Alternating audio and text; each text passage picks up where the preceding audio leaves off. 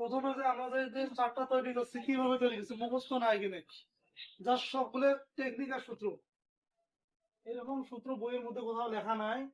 তবে এইখানে দেখো এই চারটা তৈরি করার সূত্র হচ্ছে যে 2 এর পাওয়ার n প্লাস 2। এখানে প্রথমে তোমরা চলক বের করবেন। চলক বোঝেন?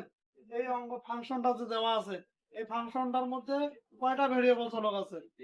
এ বি সি, তিনটে। তার মানে n এর মান 3। যদি 2 এর পাওয়ার 3 হয় তাহলে কত হবে? 8 হবে। 8 আর 2, তাহলে টোটাল সারি সংখ্যা কয়টা হবে জানো? 1 2 3 4 5 6 7 8 9 10। ঠিক আছে? ইনপুট আর আউটপুট করার জন্য এইভাবে লিখবেন। লেখার পর এ বি সি এর মধ্যে শেষ চলক কোনটা? সি থেকে ইনপুট করবেন। প্রতিটা বুলিয়ান অ্যালজেব্রা মান আছে 0 আর 1। ঠিক আছে? এই বুলিয়ান অ্যালজেব্রার ক্ষেত্রে তাহলে এ বি সি এর মধ্যে শেষ চলক যদি সি হয় তাহলে ইনপুট শুরু করবেন 0 1 0 1 0 1 0 1। এভাবে ফিল আপ করবেন।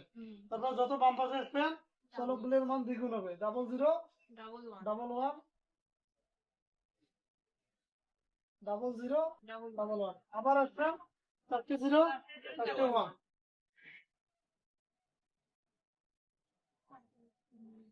লেখা শেষ। বুলিয়ান বীজগণিতের শর্ত মতে যোগ করবেন।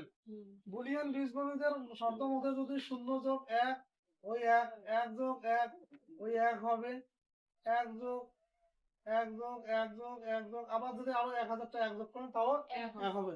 কারণ বুলিয়ান বীজগণিতের শর্তের মধ্যে উল্লেখ আছে বুলিয়ান বীজগণিতের যে কোনো ইনপুটের মান যদি 1 হয় তাহলে আউটপুট 1 হবে। সবগুলো ইনপুটের মান যদি 0 হয় কেবলমাত্র সেই ক্ষেত্রে আউটপুট 0 হবে।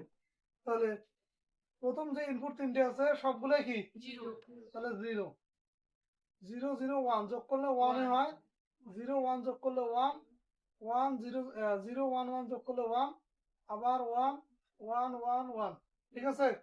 শুধু প্রথম সারির যে মানগুলো আছে সবগুলোতে ওখানে ইনপুট ছিল 0, সেই ক্ষেত্রে আউটপুট 0। বাকিগুলো কোনো না কোনো সারির মধ্যে একটা 1 বা সবগুলোতে 1 বা দুইটা 1 আছে, এজন্য আউটপুট সবগুলোতে 1। বুঝলেন? তাহলে দেখো এটা করছে তোমার যোগ।